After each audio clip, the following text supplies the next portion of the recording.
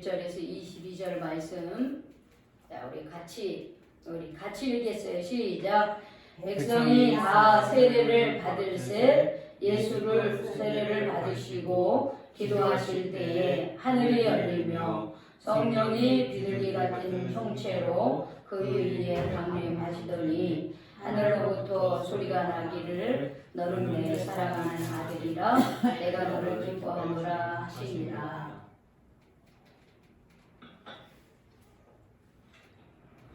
눌렀어요? 우리 신앙생활을 하면서 꼭 반드시 거쳐야 할 의식이 있습니다. 그것은 바로 세례식이에요. 예수님을 나의 구주로 영접합니다. 예수님께서 내 죄를 대신하여 십자가에 못 박혔음을 믿습니다. 하나님께서는 그 예수님을 믿을 때에 내 죄를 용서해 주시는 것을 저는 믿습니다. 예수님의 이름으로 죄를 씻음 받는 예식, 그게 바로 뭐예요? 세례식이죠. 세례식입니다. 그래서 우리가 신앙생활하고 교회를 다닌다고 하면서 세례를 안 받으면은 안 받으면요 믿음이 절대로 안 자라요. 그리고 그런 사람은 신앙생활에서 떠납니다. 제가 그걸 분명히 봤어요. 그래서 우리가 내가 정말 예수를 제대로 믿으려면 내가 세례를 받고서 믿어야 되는 거예요. 그래서 내가 교회를 다니고 신앙생활하면서 세례를 받냐 안 받느냐는 땅과 하늘 차이. 여기 계신 분들은 다 세례를 받았으니 얼마나 감사해요. 그렇죠? 내가 예수님을 영접하고 예수님을 통해서 죄사함을 받고 그래서 이제 하나님의 자녀가 된 그 예식이 바로 세례식인데 그 세례식에 참여했으니 얼마나 감사합니까? 근데 이렇게 중요한 예식임에도 불구하고 때때로 이 세례의 참된 의미를 잃어버리고 살 때가 많이 있어요. 그래서 제가 어렸을 때 뭔지는 모르지만 그러나 내가 예수를 믿고 내가 구원받고 하나님의 자녀가 돼야 되겠다고 하는 이거를 그냥 액면 그대로 받아들이면서 세례를 받는 경우가 있습니다. 우리 어린 심령들이. 그래서 제가 초등학교 때 이렇게 유아 세례를, 어린이 세례를 줘요. 왜냐면 비록 어린이지만 그거를 받아들인다는 것은 내가 그 깊이를 어느 정도 알지는 모르고 그걸 받아들인다는 거거든요. 그러나 이제 나이가 들면서 이제 성인이 되면 제가 반드시 하는 게 있는 입교식을 하는 거예요. 왜냐면 입교식을 해야지 정말 내가 참된 세례인이 될 수 있어요. 참된 세례의 의미를 깨닫고 내가 그 믿음으로 살아갈 수 있으니까 어렸을 때 세례식을 받은 사람들은 만 18세가 되면서 입교식을 다시 하면서 정말 내가 믿는 하나님이 어떤 분이냐, 예수님이 누구냐, 오늘 이 시대에 우리와 함께 하시는 성령님이 누구냐라고 하는 삼위일체를 다시 한번 되새김질을 하고 그리고 우리가 그리스도인으로서 이 세상에서 어떻게 살아야 되느냐라고 하는 그런 걸 다시 한번 어떻게 해요? 말씀을 통해서 깨닫게 하는 거예요. 그러면서 우리가 세례인으로서 하나님의 자녀로서 다시 한번 우리가 말씀 안에서 생활해보자 하는 그런 의미에서 제가 입교 교육을 다시 하면서 입교식을 하게 됩니다. 그래서 우리가 정말 참된 세례인의 그런 모습을 우리가 되찾아보기 위해서 오늘 예수님이 세례받는 모습을 우리가 한번 말씀을 통해서 잘 깨달아보고자 합니다. 그러면서 정말 세례를 받았다는 게 무슨 의미냐, 세례를 받은 사람이 어떤 삶을 살아야 되느냐라고 하는 것을 우리가 예수님의 세례를 통해서 우리가 오늘 잘 한번 깨닫고 그런 세례의 참된 모습을 회복하시는 저와 여러분이 되시기를 축원합니다. 아멘. 네. 오늘 보니까는 많은 사람들이 세례 요한에게 와서 세례를 받을 때에 예수님도 세례를 요한으로부터 받으셨다 그랬습니다. 예수님도 세례를 받으셨다 그랬어요. 그런데 여기서 이 세례는요, 죄를 씻는 세례잖아요. 그렇죠? 죄를 씻는 세례예요.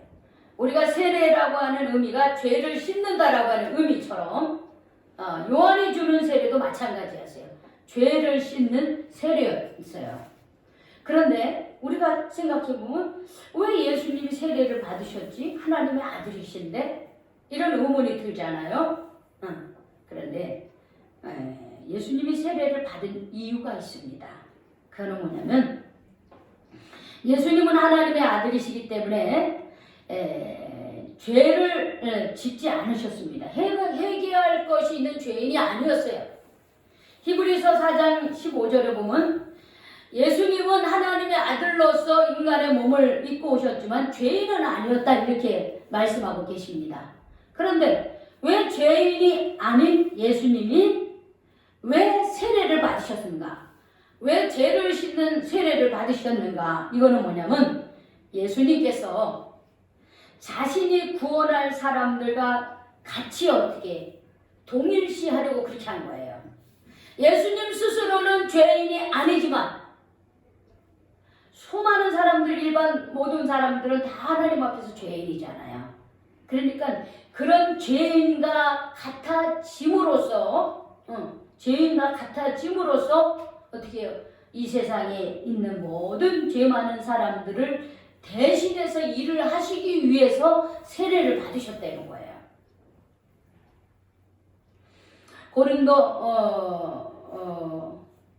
히브리서 4장 15절에 보면 이런 말씀이 있어요. 하나님이 죄를 알지도 못하신 자, 죄를 알지 못하신 자가 누구예요? 예수님이죠. 예수님. 하나님께서 죄를 알지 못하신 자, 즉 예수님을 우리를 대신하여 죄를 삼으신 것은 우리로 하여금 저희 안에서 하나님의 의가 되게 하려 하심이니라 이렇게 기록을 하고 있습니다. 즉 예수님께서 세례를 받으신 것은 우리 죄인하고 같아졌다는 것을 말하고 있는 거예요. 우리 죄인과 같아졌다는 거예요. 죄가 없으신 예수님이 세례를 받으면서 우리와 같이 어떻게 해요? 죄인이 되신 거예요. 그래서 죄가 없으신 예수님이 어떻게 해요? 우리를 대신하여 십자가에 못 박혀 돌아가시기 위해서 하나님은 죄 없으신 예수님을 어떻게 세례받게 하셨다라고 하는 것을 말하고 있습니다. 그래서 사실 하나님이 우리 이 땅에 예수님을 보내주신 사건이 예수님이 죄가 없으면서 우리와 같이 세례를 받으셨다는 거하고 똑같은 거예요. 죄 없으신 예수님께서 우리와 같아지기 위해서 세례를 받으셨다는 거죠. 여러분 다미엔 선교사님 얘기 들어보신 적 있어요? 다미엔 선교사님. 다행이네요. 또 들었으면은 에이 저거 옛날에 목사님이 하신 말씀인데 예화인데 이럴 텐데 처음이라 다행이네요. 이 다미엔 선교사님은 이제 신부님이시기도 합니다. 그런데 이 다미엔 선교사님은 19세기를 대표하는 선교사님 중에 한 분이셨습니다. 이분은 하와이 몰로카이라고 하는 무인도 섬에 그때 당시 이 문둥병자들을 어떻게 했냐면 이 무인도인 지금은 몰로카이라고 하는 섬이 아주 하와이도 참 휴양지지만 거기서도 사람이 살지 않는 무인도였으면 얼마나 맑고 깨끗했겠어요. 그런데 이 하와이 정부가 이 문둥병자들을 어디로 보냈냐면 바로 이 몰로카이라고 하는 무인도 섬으로 다 거기다가 버렸어요. 말하자면. 그래서 수많은 문둥병자들이 어떻게 해요? 이 몰로카이라고 하는 그 무인도에서 거기서 정말 아무도 관심 받지 않고 버려진 채로 살게 됩니다. 그런데 거기에 이 다미엔 선교사님이 가가지고 하나님은 여러분들을 사랑하십니다. 이렇게 복음을 전하는 거예요. 그런데 이 사람들의 마음속에는 그 말이 듣기 싫은 거야. 아니, 하나님이 우리를 사랑한다면 왜 우리가 이렇게 버림받은 이런 천벌에 이렇게 이런 병에 걸리게 하셔? 당신은 멀쩡한 사람이니까 그런 소리 할지 모르지만 우리는 그런 하나님을 안 믿어요. 그러면서 이 다미엔 선교사님의 그 하나님의 말씀을 어떻게 해요? 그 복음을 받아들이지 않습니다. 그럼에도 불구하고 이분은 거기서 헌신적으로 그들을 섬깁니다. 그래서 몇 년이 지나서 한 사람, 두 사람씩 신자가 생겨나기 시작하지만 그러나 대부분의 그 문둥병자들은 이 다미엔 선교사님이 전하는 하나님을 안 받아들여요. 이 다미엔 선교사님 그걸 너무 잘 알아요. 왜냐면 내가 이렇게 건강하니까 저 사람들이 내가 전하는 복음을 안 받아들이는구나. 나하고 저 사람들하고 늘 분리가 되어 있는 거예요. 그래서 이 다미엔 선교사님 기도를 합니다. 하나님, 저에게도 저 사람들과 같은 문둥병을 내려주시옵소서 하고 그렇게 기도하는 거예요. 그래서 저도 그 천벌의 고통을 함께 누리면서 하나님 나라의 복음을 전하게 해 주시옵소서 이런 기도를 드리는 거예요. 정말 예수님 같은 분이죠. 저 같으면 이런 기도 겁이 나서 못할 것 같아요. 근데 이 다미엔 선교사님 그렇게 합니다. 그렇게 하는 것은 그 수많은 사람들이 문둥병으로 그런 엄청난 병에 걸려서 죽어가면서도 하나님을 알지 못하고 영원한 지옥에 떨어지는 것을 알고 있기에 이 선교사님은 그 영혼을 사랑해서 그런 기도를 드린 거예요. 그런데 이 몰로카이 이 섬에 들어간 지 6년 만에 어느 날 아침에 이 다미엔 선교사님이 차를 마시기 위해서 그 물을 끓이고 있는데 그만 실수로 그 물이 자신의 발등에 딱 떨어졌어요. 그러면 그 뜨거운 물이 자기 발등에 떨어졌으니까 어떻게 해야 됩니까? 깜짝 놀라서 뜨거워 그래야 되는데 이상한 거예요. 뜨거운 물이 분명히 내 발등에 떨어졌음에도 불구하고 전혀 뜨거움도 아픔도 어떤 감각도 느끼지 못하고 있는 거예요. 마침내 이 다미엔도 그 문둥병이 걸리고 만 거예요. 그때 그 자리에 그 순간 이 다미엔 선교사님은 그 자리에 꿇어 엎드려 하나님께 기도합니다. 하나님 감사합니다. 이젠 저도 저 문둥병자들에게 설교할 때 여러분이라고 말하지 않고 우리라고 말할 수 있게 되게 해주셔서 감사합니다. 이제는 당신들 문둥병자가 아니라 우리 문둥병자들이라고 이렇게 설교할 수 있게 되어서 감사합니다. 하나님, 이 기쁨의 문둥병을 저에게 주셔서 감사합니다. 이렇게 기도했다는 거예요. 그리고선 3년 만에 800명의 문둥병자들에게 복음을 전하는데 그들이 다 받아들입니다. 그리고 거기서 이 다미엔 선교사님은 5년간 더 일하다가 49세에 참 짧은 생애를 마쳤습니다. 예수님의 세례는 나 같은 죄인이 되셨다는 것을 말하는 거예요. 죄 없으신 예수님이 나 같은 죄인이 된 거예요. 이 다미엔 선교사님이 문둥병자를 사랑하기 위해서 문둥병자가 되게 해달라고 기도하시고 하나님은 마침내 그에게 문둥병을 허락하신 것처럼 예수님이 세례받으신 것은 나 같은 죄인과 같이 되기 위해서 예수님이 세례받으셨다는 거예요. 이유는 나를 대신하여 십자가에 드신 고난을 받게 하시기 위한 것이었다는 거예요. 그렇기 때문에 여러분, 내가 세례를 받는다라고 하는 것은 어떻게 해요?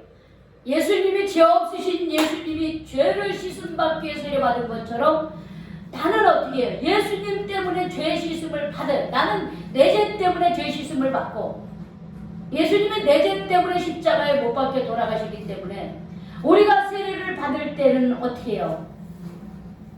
예수님과 하나가 되기 위해서 죄 없으신 예수님과 하나가 되기 위해서 연합하기 위해서 세례를 받는 거예요. 그리고 더 이상은 우리가 죄의 종이 아닌 죄사함을 받고 어떻게 해요? 하나님의 자녀가 확실하게 되기 위해서 우리가 세례를 받는 것이에요. 여러분, 내가 세례 받음으로써 예수님을 통하여 내가 죄 용서받았음을 믿습니까? 여러분 믿습니까? 네. 네. 그리고 여러분들이 죄 사함을 받은과 동시에 여러분이 하나님의 자녀가 됨을 확실히 믿습니까? 아멘 해보세요. 아멘. 응? 응. 아멘 하세요. 제가 부를 때는 아멘 하고 대답을 하시겠지. 우리는 그런 사람이 된 거예요. 그렇죠? 예수님이 나 같은 죄인이 되심으로써 예수님이 나를 대신하여 십자가에 못 박혀 돌아가셨으나 다시 하나님이 살려주심으로 누구든지 예수를 믿는 자마다 죄사함 받고 하나님의 자녀가 되는 것을 믿고 어떻게 해요? 예수의 이름으로 세례를 받을 때에 우리는 죄가 깨끗이 씻어지고 하나님의 자녀가 되는 거예요. 바로 그것이 세례식입니다. 그 다음에 예수님께서 세례를 받으실 때요, 여기 성경에 보니까는, 자, 우리 21절 같이 읽어봅시다. 시작. 백성이 다 세례를 받을세. 예수도 세례를 받으시고 어떻게 해요? 기도하실 때에 뭐가 열렸어요? 하늘이 열렸다 그랬어요. 하늘이 열려서 성령이 비둘기 같은 형체를 그의 위에 강림하셨다는 거예요. 즉 예수님이 세례를 받으실 때 어떤 마음의 자세로 받으신 거예요? 하나님께 어떻게 한 거예요? 기도하면서 받은 거예요. 기도하면서 받은 거예요. 하나님의 그 거룩한 그런 자녀이지만은 다시 또 한 번 내가 어떻게 해요? 하나님의 거룩한 자녀의 삶을 살기 위해서 세례를 받을 때에 하나님 앞에 간절히 기도하신 거예요. 하나님 앞에 기도했어요. 여러분 우리가 세례 받을 때에 한번 이렇게 생각을 해보세요. 세례 받을 때에 우리 마음이 어땠습니까? 우리 마음이 어떠셨어요? 세례 받으실 때에? 기분이 좋았어요. 응? 마음이 깨끗하고 응. 좋은 느낌이었어요. 그렇죠. 우리 노집사님 어떠셨어요? 내가 세례 받을 때?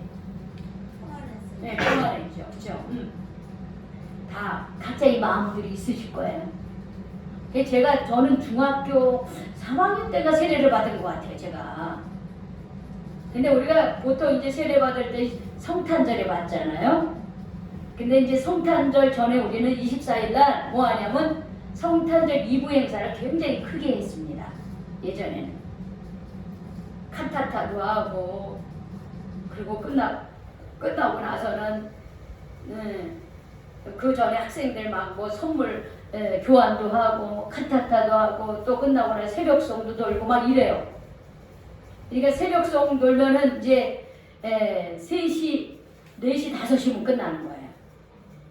그러면 집에 가서 잘 수가 없어요. 왜냐하면 또 성탄절 예배를 드려야 되기 때문에. 그럼 어떤 때는 그 교회에서 막 자는 거 학생들하고. 그 기도실이 있어요. 그 기도실에서 이렇게 자는데 기도실에서 자다가 막 문 두들겨. 야, 예배 시간이야. 성탄절 예배 시간이야. 그러면 막 또 정신없이 일어나가지고 또 예배를 드렸어요. 그러니까 막 졸렸죠. 그 졸린 상태에서 성탄절 날 같이 연합 예배를 드리면서 세례식을 하는데 한 사람 우리는 이제 한 사람 제가 다 질문하고 또 다 이렇게 저거를 하잖아요. 근데 그때는 그냥 여러 명이 받으니까 그냥 세례 문답만 하고 우리 그거 하는 거를 하지 않았어요. 그래서 제가 지금도 생각해 보면 내가 예수님이 나의 구주인 걸 고백하고 내가 예수님으로 죄 씻음 받는다는 것을 분명히 알고 하나님 자녀가 되었다는 것은 내 그 믿음은 변치 않아요, 지금도. 그런데 그때 당시 제가 세례를 받을 때에는 뭐가 뭔지도 모르고 비몽사몽간에 그 세례를 받았던 것 같아. 지금 생각해보니까. 근데 예수님께서 이 세례를 받으실 때에 정말 그 정성으로 받으셨다는 거예요. 간절히 하나님께 기도하면서 내가 하나님의 거룩한 자녀로서 사명을 감당하게 하시옵소서, 이런 기도를 하지 않으셨겠어요? 예수님의 나이 그때 30살이었으니까. 그러니까 예수님이 세례 받기 전까지는 예수님은 개인 사생활을 했어요. 아버지를 도와서 목수일을 도우셨고, 집안의 장남으로서 동생들을 돌보면서 어머니에게 순종하고, 그런 사람으로 살았단 말이에요. 근데 이 세례식을 받고 난 이후에 예수님은요, 그런 개인 사생활을 더 이상 하지 않고 하나님의 뜻에 순종하고 하나님의 나라 운동을 하기 시작한 거예요. 그걸 우리는 공생애다 그렇게 해요. 공적인 생활이라 해서 공생애다 그렇게 얘기하는 거예요. 근데 예수님은 이 세례를 받으실 때에 자기가 이제는 지금까지는 내가 개인 사적인 삶을 살았다면 이제는 30 이후부터는 하나님의 나라를 위해서 사는 사람으로서 자신이 그렇게 살아야 된다는 걸 너무나 잘 알고 있어요. 세례를 받고 나서부터 하나님 나라 운동을 하시기 시작했거든요, 예수님께서. 그래서 예수님이 이 세례가 얼마나 중요하다는 걸 알았을 거예요. 그러니까 그의 마음속에 얼마나 그 두렵고 떨리고 그러면서도 이런 그 하나님의 뜻을 감당하기 위해서 정말 하나님이 함께 하시지 않으면 안 된다고 하는 그 절박함, 그런 간절한 기도를 하지 않으셨을까, 저 그렇게 생각이 듭니다. 우리 목회자들이 이제 한 3년 정도 목회를 해요. 개척 담임을 해서 설이, 준일, 준이, 준3 때 목사 안수를 받았거든요. 4년째 되는 애 목사 안수 받을 때, 목사 안수 받기 전까지는 내가 이거를 그만둬도 되는 기간이 있어요. 그런데 내가 목사 안수를 받고 난 이후부터 나는 공적인 사람이 되는 거예요. 하나님의 거룩한 종이 돼서 그 일을 죽을 때까지 해야 되는 거예요. 예수님도 그러신 거 아니겠어요? 공생애를 시작하면서. 그래서 이 누가복음에 보면 예수님이 세례 받으면서 어떻게 해요? 올라오실 때 기도하셨다, 이게 기도. 근데 기도하실 때에 뭐가 열렸다 그랬어요? 하늘이 열려, 하늘이. 여러분, 하늘이 열려. 우리가 보통 우리가 하나님이 어디 계시냐 그러면 우리가 보통 어디 계신다 그래요? 하늘에. 그래, 하늘에 저 땅 속에 있어, 이렇게 말하지 않죠. 우리가 죽은 사람은 땅 속으로 들어간다 그러지만 우리가 전능하신 하나님에 대해서 얘기할 때 하나님은 어디 계시다 그래요? 하늘 위에 계시다 그러죠. 그러면 우리가 하늘이라고 하는 높은 곳에 있기 때문에 그렇지만 어떻게 했냐면 하나님이 그 공간에 계신 건 아니지만 하나님은 높은 곳에 계시다라고 하는 거예요. 거룩하시고 전능하신 분이기 때문에 높은 곳에 계신 분이다라고 하는 거예요. 근데 이 하늘이 열렸다는 거예요. 하늘이 열리면서 성령이 그 예수님에게 임하는데 비둘기 같은 성령이라 그랬어요. 비둘기 같은 성령. 그러니까 비둘기가 내려왔다는 게 아니라, 비둘기가 의미하는 것은 뭐냐면, 비둘기가 의미하는 것은 온유함이에요. 온유함을 말하는 거예요.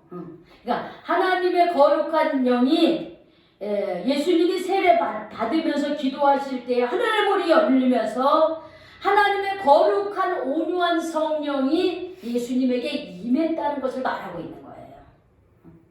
그래서 우리가 세례를 받을 때에 누구의 이름으로 세례를 줍니까? 성부, 성자, 성령의 이름으로 누구에게 세례를 주노라, 이렇게 얘기해요. 목회자가 하나님을 대신하여 그렇게 하지만은 결국 그렇게 하는 행위를 통해서 하나님이, 성령님이 어떻게 하는 거예요? 내 삶 위에 임하게 되는 거예요. 그걸 우리는 강림한다. 그게 강림한다. 이게 내려온다. 이렇게 말하고 있어요. 그래서 예수님이 세례를 받으면서 이 세례를 받을 때 이 몸이 다 적십니다. 그러면서 예수님이 어떻게 해요? 올라오시는데 기도하시는 거예요. 내가 이제 앞으로 주님 앞에 정말 이 일을 감당하게 해주시옵소서. 간절한 마음으로 기도하며 이렇게 물에서 올라올 때에 하늘의 문이 열리면서 성령이 비둘기같이 예수님에게 임했어요. 사실 그 전까지 400년 동안 정말 하나님의 어떤 그 계시나 하나님의 어떤 그 환상이나 이런 게 별로 나타나지 않았어요. 그런데 예수님이 세례받고 기도하실 때에 어떻게 해요? 하늘의 문이 열리기 시작했다는 거예요. 즉 깜깜한 이 세상 속에 거룩한 하나님의 빛과 능력이 어떻게 해요? 나타나기 시작했다는 거예요. 누구를 통해서? 예수님을 통해서 하나님의 권세와 능력이 나타나기 시작한 거예요.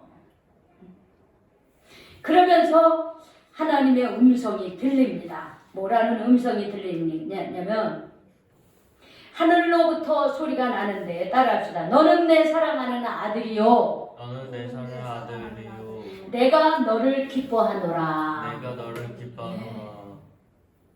하나님이 공포를 해준 거예요. 공포를. 우리가 세례받고 나서 제가 공포하잖아요. 누구누구는 우리 교회에 입교인이 되었음을 공포합니다. 그런 것처럼요. 지금 하늘에서 성령이 비둘기 같은 성령이 어떻게 해요? 예수님에게 임하면서 하늘에서 어떻게 해요? 선포가 들리는 거예요. 너는 내 사랑하는 아들이라. 나는 너로 인하여 기뻐하노라. 이런 어떻게 해요? 공포를 누가 해주신 거예요? 결국은 하나님이 하신 거예요. 하나님이 신이 누구에게? 응? 예수님에게 공포를 해주신 거예요.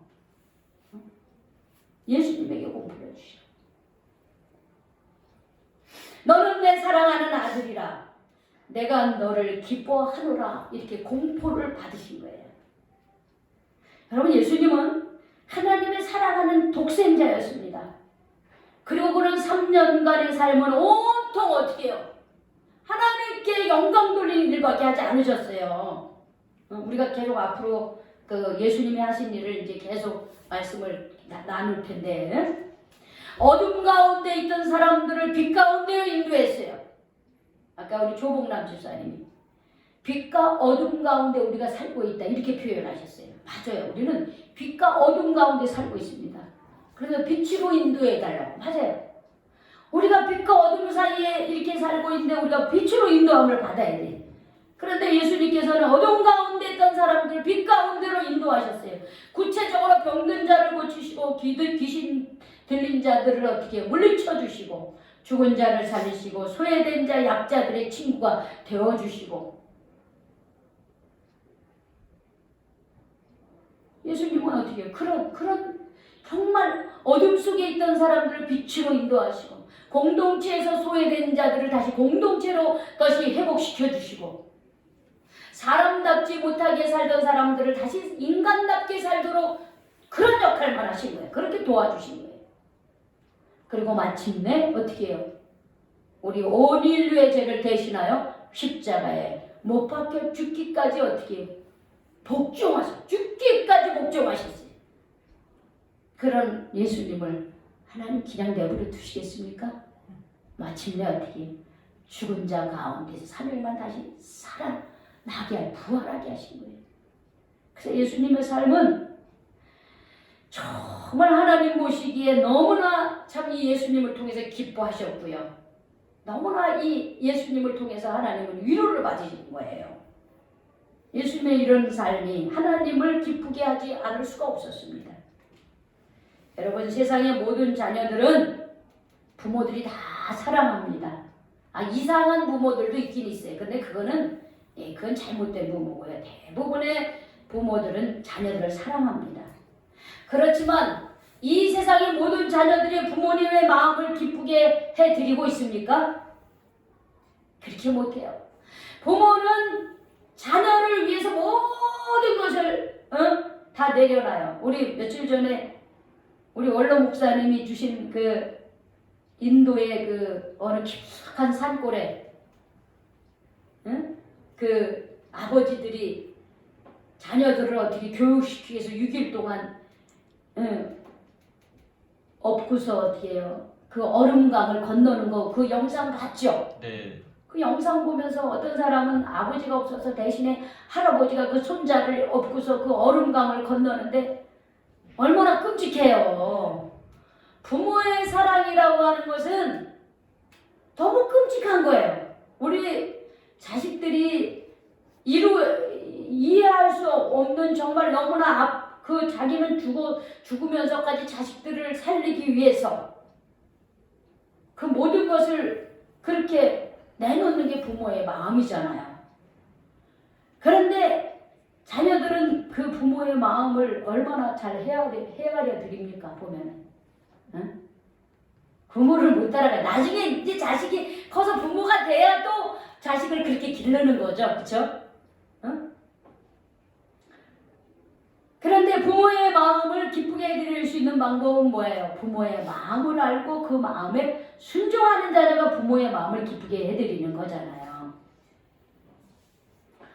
예수님은 그렇게 사셨다는 거예요. 세례를 받으시고 공생의 삶을 살면서 하나님을 기쁘게 해드리는 삶을 산 거예요. 자, 그래서 우리가 예수님의 세례를 보면서 우리가 세례받은 하나님의 자녀입니다. 그쵸? 이제 우리가 예수님의 세례받은 자녀들이에요. 예수님의 거룩한 대속의 피로 세례받고 하나님의 자녀가 되었어요. 그래서 우리는 이 땅에 살지만 우리는 어디에 속한 사람입니까? 땅에 속한 사람입니까? 하늘나라에 속한 사람입니까? 하늘나라. 하늘나라에 속한 사람들이죠. 하나님 나라에 속한 하나님의 귀한 아들딸이에요. 우리는요. 그래서 우리는 어떻게 해요? 예수님이 하나님을 사랑하는 아들로서 하나님을 기쁘게 하는 삶을 살았듯이 우리도 어떻게 살아야 됩니까? 하나님의 사랑받는 아들딸로서 하나님을 기쁘게 해드리는 삶을 살아야 되는 거예요. 근데 히브리서 11장 6절에 이런 말씀이 있어요. 따라합시다. 믿음이 없이는 기쁘시게 못하나니 하나님께 나아가는 자는 반드시 그가 계신 것과 또한 그가 자기를 찾는 자들에게 상 주시는 이심을 믿어야 할지니라. 믿음이 없이는 하나님을 기쁘게 해드리지 못한다는 거예요. 하나님께 나아가는 자는 반드시 하나님이 계신 것과 또 하나님을 찾는 자들에게 하나님 복 주시고 은혜 주시고 상 주시는 그런 하나님인 것을 우리가 믿어야 된다는 거예요. 그리고 그 믿음대로 살고 어떻게 하나님의 말씀대로 순종해야 하나님을 기쁘게 해드릴 수 있다고 그렇게 말씀하고 계십니다. 우리 예수님이 나와 같은 죄인이 되어서 세례를 받으시고 그리고 하나님을 기쁘게 해드리고 하나님의 사랑받는 아들로서 그렇게 삶을 살았던 것처럼 우리도 2021년도 세례받은 사람들로서 우리가 예수님과 연합이 되어서 그리스도 안에서 하나님의 사랑받는 아들딸로서 하나님의 말씀에 순종하고 하나님께 믿음을 드리고 그러면서 하나님을 기쁘게 해드리는 그런 삶을 사시길 바랍니다. 네. 그게 세례받은 자의 삶입니다. 올해 이제 연초입니다. 1월입니다. 세례받은 예수님이 세례받고 하나님을 기쁘게 해드리는 삶을 살고 우리를 위하여 대속의 피를 흘려주셨듯이 우리 2021년도 그리스도 안에서 세례받은 자의 삶을 회복하며 하나님을 기쁘게 해드리는 저와 여러분이 되시기를 주님의 이름으로 축원합니다. 아멘. 축원합니다. 아멘. 기도하시겠습니다. 주님, 오늘 예수님의 세례